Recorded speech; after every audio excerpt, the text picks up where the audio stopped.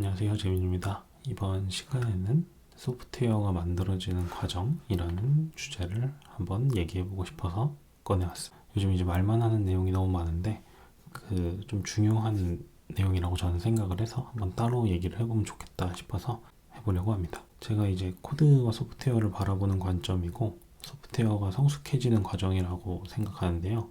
바로 여기 적힌 것처럼 코드, 함수, 클래스, 패키지, 모듈, 프로젝트 이 관점으로 소프트웨어가 성장을 해야 한다 하는 얘기입니다. 이미 영상에서 제가 은연중에 이제 조금씩 계속 얘기를 했었는데요. 일단 제 얘기를 조금 곁들여서 해보면은 저는 처음에 이제 중딩 때 VB를 처음 했었어요. VB 했었고 그러다가 이제 고딩 때 VB랑 C를 했었죠. 그리고 고딩 졸업 전에 C++를 했었어요. 그리고 이제 회사를 바로 취업을 했으니까 이때 이제 취업했을 때 이제 펌웨어 뭐 땜질하고 납땜질하고 펌웨어 개발을 했었죠. 근데 이때 펌웨어를 하다 보니까 이제 뭐 그 C가 메인 언어였거든요. 근데 이제 C를 제가 이제 그래도 좀 했었으니까 그 공부도 하고 이게 취업 전에 막 회사 갔었으니까 했는데 거기 이제 기존 코드나 이런데 이제 코드 수정을 하거나 이러면 이제 펌웨어하다 보니까 그 코드가 이제 거의 메인 함수 있잖아요. 이 메인 함수가 엄청 길었어요. 여기가 막 몇백 줄 된 거죠. 여기가 몇백 줄이 됐는데 그러다가 이제 이게 그때 메모리 이슈였나 어쨌든 그런 게 있다 보니까 너무 이거를 막 파일을 계속 쪼개고 이렇게 하는 게 약간 그렇게 하면 안 된다라고 그때 이제 약간 회사 안에 룰 같은 게 있었거든요. 저도 잘 모르니까 펌웨어는 C를 공부해서 갔던 거지 제가 펌웨어를 처음 해보잖아요. 그러다 보니까 거기서 이제 계셨던 분들이 하시는 거 막 참고하고 막 계속 물어보고 하면서 했을 때 여기서 이제 약간 그런 패턴이 이 메인 함수 이 몇백 줄 안에서 좀 진짜 공통된다. 진짜 공통되고 재사용되는 거. 일단 평소에는 무조건 로직 추가해야 되면 여기 일단 다 짜요. 여기다가 이제 로직 이런 식으로 막 짜다가 뭔가 공통되고 재사용되는 거가 있다 하면은 그거를 이제 그 이제 헤더 파일이랑 이런 데 해가지고 이제 헤더 파일이 아니죠. 그냥 일단 함수를 빼요. 이제 이런 식으로 했거든요. 대표적으로 그 가장 많이 펌웨어했던 게 이제 슬립이라고도 하고 그냥 딜레이라고도 하죠. 이게 그 CPU 스펙에 맞춰서 해야 돼서 예를 들어 1초를 저희는 지금 쓸 때 그냥 자바 같은 데 쓸 때는 슬립 이제 1초를 엄청 쉽게 하잖아요. 근데 지금 이때는 막 이제 막 저항 바꾸고 크리스탈 바꾸고 이렇게 하면서 막 이거를 오실로스코프 찍어가면서 맞췄었거든요. 네. 이게 중요한 게 아닌데 이런 방식으로 했었는데 결국 공통되고 재사용되는 것만 이제 함수로 빼는 게 약간 가능했었거든요. 그러니까 약간 여기서 로직 막 짜다가 이거 막 함수 빼고 싶다 이렇게 뺐었던 게 아니었어요. 저도 사실 잘 너무 모르고 이게 원래 이렇게 해야 되나 보다 하면서 막 했었던 거라서 이렇게 해서 그때 기준으로 이제 제가 소프트웨어를 키우는 방식은 그냥 메인 안에 최대한 로직을 잘 짠다. 최대한 주석도 다 달고 이 한 줄 한 줄 주석 이렇게 달다가 그러다가 이거를 이제 함수로 좀 이제 빼볼까 뭐 하면은 그 이제 이게 공통되는지 다른 데서 또 쓸 게 있는지 뭐 막 그런 것들을 막 생각하다가 대부분 안 빼고 이제 어떤 타당한 것들만 빠지는 수 있었거든요. 근데 그러고 제가 이제 이 펌웨어 쪽도 하다가 이 펌웨어랑 통신하는 그 미드레어를 만들었거든요. 이 TCP로. 근데 이게 사실 C++을 썼는데 그냥 MFC 기반이었어요. 그러니까 MFC라고 검색해 보시면 나올 텐데 이 MFC 안에 이제 소켓 서버가 있는 거죠. 소켓 서버. 가물가물합니다. 별도 서버도 만들긴 했거든요. 그냥 터미널 나와 있는. 왜냐면 이 MFC를 하면 그냥 UI를 같이 붙일 수 있었어요. 그런 식으로 해가지고 좀 너무 몇 년 전 거라 기억이 잘 안 나는데 어쨌든 막 이런 식으로 미드레어 만들 때 그때 이제 C++를 처음 씁니다. 실무에서 그 공부는 했었지만 실무에서 처음 쓰는데 이때 이제 제가 그 약간 충격이 그때 공부할 때만 해보고 실무에서 안 써보다 보니까 이제 클래스라는 거를 제대로 쓸 줄 몰랐던 거죠. 그 C에도 이제 그게 있을 거예요. 스트럭처인가? 뭐가 이제 기억이 안 나네요. 어쨌든 뭐가 이런 구조체 잡는 게 있었거든요. 데이터 구조 있었는데 어쨌든 그거를 넘어서 이제 클래스라는 거에 제가 안 익숙한 채로 이게 이때가 제가 뭐 그 바로 취업했으니까 그냥 20살인가 이랬죠. 20살이었죠. 그때 기준으로 이제 이걸 잘 모르는데 하려고 하니까 나는 이거 함수 만드는 것도 함수도 이게 어떻게 해야 되는지 잘 모르는데 이제 그럼 클래스는 뭐 언제 만들어야 되지?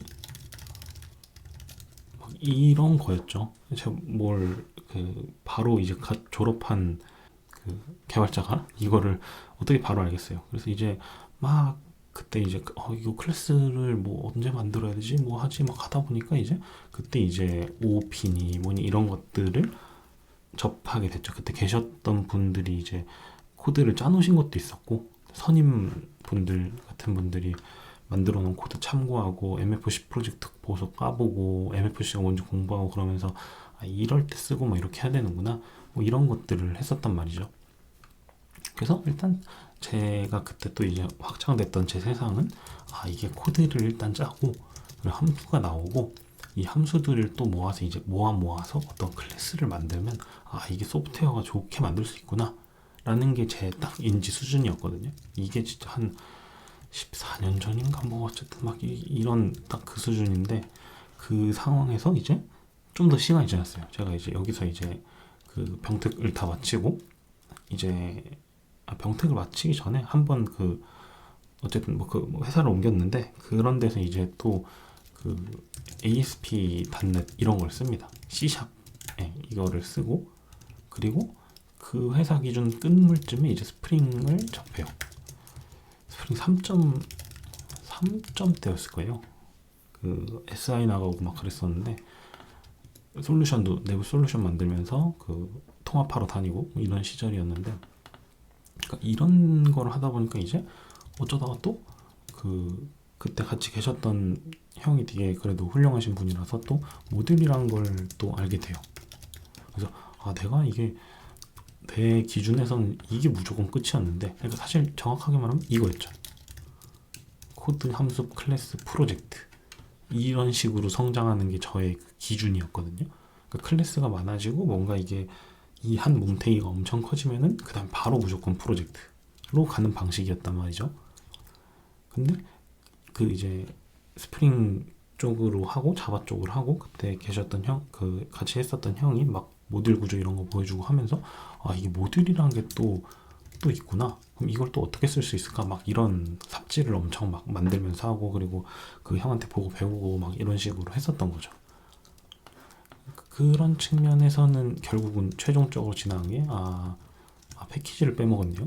이 과정에서 이제 패키지도 있었습니다. 좀 생략이 됐는데 이 클래스가 너무 많아지다 보니까 이거를 어떻게 하면은 예전에는 이제 그 패키지가 아니라 디렉토리로 이제 막 했었죠. 기억이 잘 안 나는데 C++ 때 어떻게 했더라? MFC를 안 한 지 너무 오래돼가지고 한번 검색해볼까요? MFC 맞아. 이거거든요. 이게 그 프로그램 만드는 기본 아이콘 이거거든요. 추억이네. 진짜 제가 만들었던 그거를 보여드릴 수는 없지만 한번 보여드리고 싶다. 막 그 소켓 통신 내역이 이렇게 여기 착착착 담기고 그런 거였는데 이거 툴도 진짜 오랜만에 본다. 갑자기 추억 탐사를 잠깐 했는데 그 중요한 게 아니라 이 프로젝트를 어떻게 만들었는지 기억이 안 나네. 이게 뭐 디렉토리인가? 어쨌든 거기서도 나름 뭔가 나누는 걸 한번 했었어요. MFC 기준에선 뭔가 있었어요. 그러다가 이게 커지면 결국 프로젝트를 나누고 뭐 이런 식이었는데 그러다가 이제 그 자바 진영으로 왔죠. 이거 뭐 온 이유는 뭐 절대 저는 자바를 사랑하거나 그런 건 아니고 스프링을 사랑하거나 그런 건 아니고 이제 밥벌이를 해야 되니까 그런 상태에서 왔었고 그러다 보니까 이제 자연스럽게 모듈까지 성장을 했었던 거죠. 그리고 당연히 이제 프로젝트 저는 멀티 모듈을 되게 빨리 접하긴 했거든요. 그때 같이 일했던 형이 선임분이 그걸 되게 빨리 알려주시긴 했었어요. 그냥 그렇게 아예 프로젝트를 만들어 놓으셨었거든요. 그래서 멀티 모듈을 본 게 진짜 빠르긴 했었죠. 한 2012년도? 13년도? 이때부터 멀티 모듈을 봤었으니까, 멀티 모듈이라기보다 모듈을 분리하는 거를 봤었거든요. 그래서, 애초에 사실 저는 이제 프로젝트 하나에 어플리케이션은 하나. 이게 제 그 2011년도인가? 이때? 예, 기준이었거든요. 이게 무조건 당연한 거지. 자바를 띄우든 C#로 띄우든 할 때 이걸로 어플리케이션 하나다. 막 이런 거였는데 그때 이제 조금 인사이트를 받은 게 모듈을 해서 이게 스프링 한 프로젝트 안에 조금 관계가 큰 애들은 이렇게 모듈을 나눠가지고 서버를 띄울 수 있구나. 뭐 이런 것도 보고 했었거든요. 그래서 좀 막 제 얘기를 좀 이렇게 막 하면서 설명드리는데 저는 이런 식으로 결국은 그 소프트웨어를 키우는 것이 이 과정으로 돼야 된다고 생각을 하긴 해요.